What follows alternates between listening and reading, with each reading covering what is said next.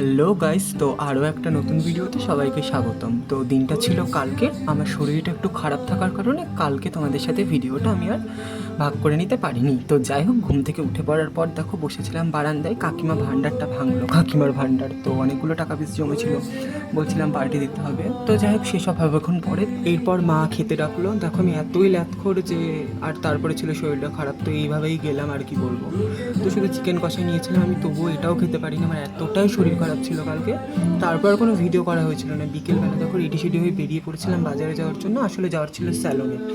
চুলগুলো তো খুবই বড় হয়েছিল, তো চুলটা কাটার দরকার ছিল। তারপরে দেখো বাজারের ভিতর দিয়ে হাঁটতে হাঁটতে যাচ্ছি, আর বাজারে প্রচণ্ড ভিড় ছিল, কারণ পরের দিন ছিল জামাই ষষ্ঠী, মানে আজকে তো জামাই ষষ্ঠী, এটা ভিডিওটা ছিল কালকের, বললামই তোমাদেরকে।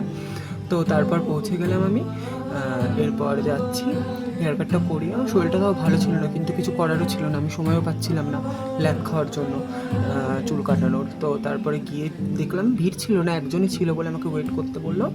তো আমি ওয়েট করছিলাম, আর তোমাদের সাথে ফুটেজগুলো শেয়ারও করলাম তার মাঝে। তারপর আর কি আমার হেয়ার কাট হয়ে গেল, আমি বেরিয়ে পড়ছি বাড়ি যাওয়ার জন্য। অলরেডি বাড়ি থেকে 4-5 বার ফোন করে ফেলেছে মা আর বাবা মিলে, দেরি হচ্ছে বলে, ওরা অমনই করে সবসময়। তো তারপর আর কোথাও দাঁড়ায়নি, সোজা টোটো ধরে চলে এসেছিলাম বাড়িতে। আর বৌদি আর প্রিয়াদিও আমার আগে বাজারে গেছিলো বলে ওদেরকে বলেছিলাম চুরমুর খাবো, চুরমুর এনে দিস।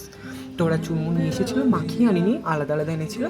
তো প্রিয়াদি মাখিয়ে দিচ্ছে, এরপর আমি খেয়ে নেবো। যাই হোক, ভিডিওটা এই পর্যন্তই ছিল। সবাই ভালো থেকো, দেখা হচ্ছে পরবর্তী ভিডিওতে।